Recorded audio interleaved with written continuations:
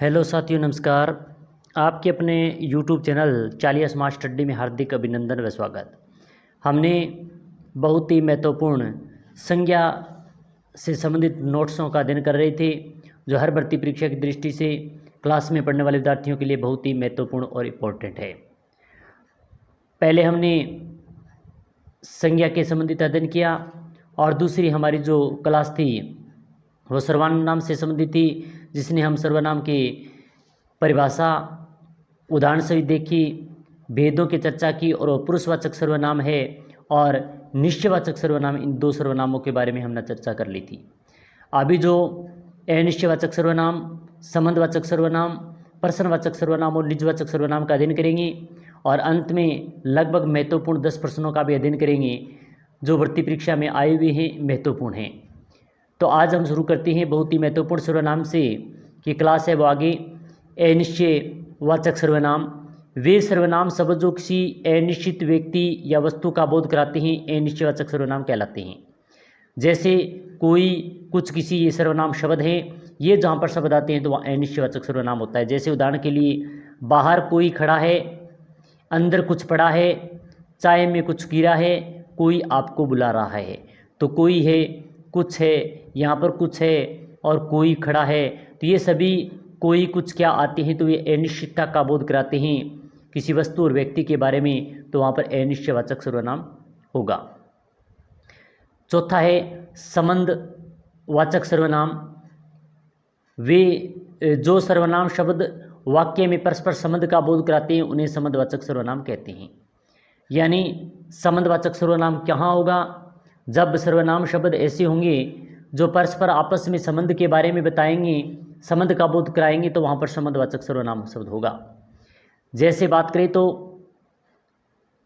जैसे ही, यानी जो पढ़ेगा सो पास होगा, जो पढ़ेगा सो पास होगा, तो यहाँ पर जो और सो आया है, ये दोनों संबंधवाचक सर्वनाम है।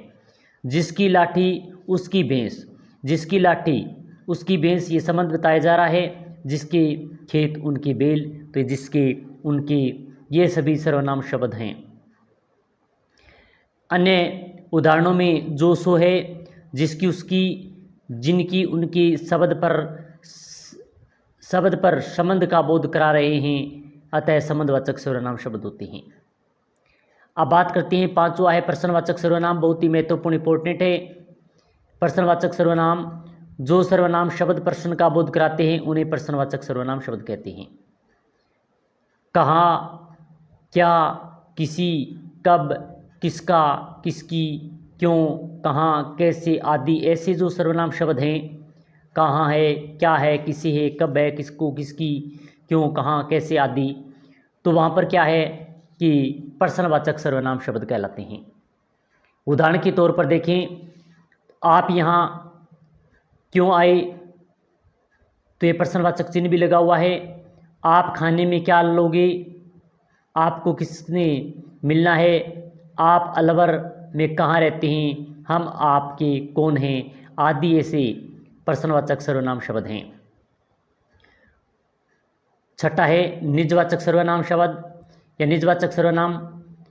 जिस सर्वनाम शब्द का प्रयोग कर्ता स्वयं के लिए प्रयुक्त करता है, अर्थात जो निजता का बोध कराते हैं, उन्हें निजवाचक सर्वनाम शब्द कहलाते हैं, निजवाचक सर्वनाम कहते हैं।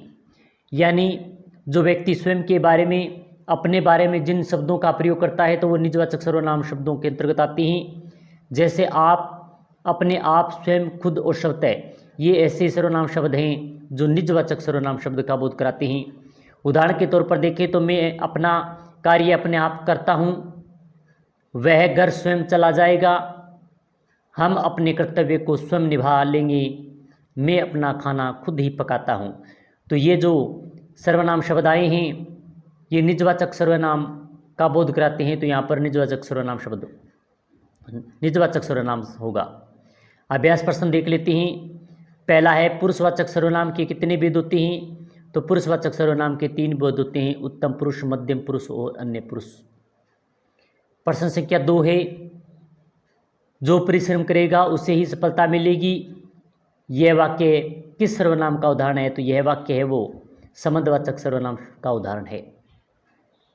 तीसरा है निजवाचक सर्वनाम की परिभाषा लिखिए। जिस सर्वनाम शब्द का प्रयोगकर्ता स्वयं के लिए प्रयुक्त करता है उसे निजवाचक सर्वनाम शब्द कहते हैं। जैसे स्वयं, आप, अपने आप, खुद आदि ऐसे शब्द होते हैं जो निज स्वयं के बारे में बताते हैं। चौथा प्रश्न है अनिश्चयवाचक सर्वनाम किसे कहते हैं, लिखिए। जिस सर्वनाम शब्द से किसी निश्चित वस्तु या व्यक्ति की और संकेत नहीं होता है उन्हें अनिश्चयवाचक सर्वनाम कहते हैं। कोई, कुछ आदि ऐसे हैं जो अनिश्चितता का बोध कराते हैं। प्रश्न संख्या 5वां है तुम्हारे को पिताजी बुला रहे हैं। उचित सर्वनाम लगाकर वाक्य को शुद्ध कीजिए। तो शुद्ध वाक्य होगा तुमको माताजी बुला रही है। तुम्हारे को माताजी बुला रही है तो इसका शुद्ध होगा तुमको माताजी बुला रही है, ये शुद्ध होगा। प्रश्न संख्या 6 है सर्वनाम के भेद होते हैं 3, 4, 5 और 6। तो सर्वनाम के 6 भेद होते हैं। डी ऑप्शन इसका सही उत्तर होगा। प्रश्न संख्या 7वां है शायद कमरे में कोई छिपा हुआ है। इस वाक्य में रेखांकित शब्द में कौन सा सर्वनाम है? ए है प्रश्नवाचक सर्वनाम, बी है संबंधवाचक सर्वनाम, सी है अनिश्चयवाचक सर्वनाम और डी है निजवाचक सर्वनाम। तो शायद कमरे में कोई छिपा हुआ है तो इसमें अनिश्चयवाचक सर्वनाम होगा, यानी सी ऑप्शन इसका सही उत्तर होगा। 6 नंबर सही होगा। प्रश्न संख्या 8 है सर्वनाम किसे कहते हैं? संज्ञा के स्थान पर प्रयुक्त होने वाले शब्दों को सर्वनाम कहते हैं। 9वां प्रश्न है निम्नलिखित में से संबंधवाचक सर्वनाम कौन सा है? जो, कुछ, आपको, कौन। तो इसमें जो संबंधवाचक जो होगा, जो संबंधवाचक सर्वनाम दिया गया है वो जो है, तो ए इसका सही उत्तर होगा। आज का अंतिम और महत्वपूर्ण प्रश्न है आज कौन जाएगा। इस वाक्य में कौन सा सर्वनाम है? तो आज कौन जाएगा इसमें प्रश्नवाचक सर्वनाम है। तो हमने बहुत ही महत्वपूर्ण सर्वनाम के बचे हुए सर्वनाम के भेदों के बारे में चर्चा की। इससे पहले हमने सर्वनाम की परिभाषा, उनके भेद और पुरुषवाचक सर्वनाम, उत्तम, मध्यम, अन्य पुरुषवाचक सर्वनाम और निजवाचक सर्वनाम के बारे में देखा था। अगर अभी तक आपने वो क्लास नहीं देखी तो अवश्य देखें। बहुत ही महत्वपूर्ण इंपॉर्टेंट क्लास है, हर भर्ती परीक्षा के लिए बहुत ही महत्वपूर्ण है। तो आशा करते हैं ये क्लास आपको बहुत ही अच्छी लगी होगी। बहुत अच्छी लगी तो लाइक करें, शेयर करें, क्योंकि इसी प्रकार की महत्वपूर्ण क्लास के साथ फिर मिलेंगे। जय हिंद, जय भारत।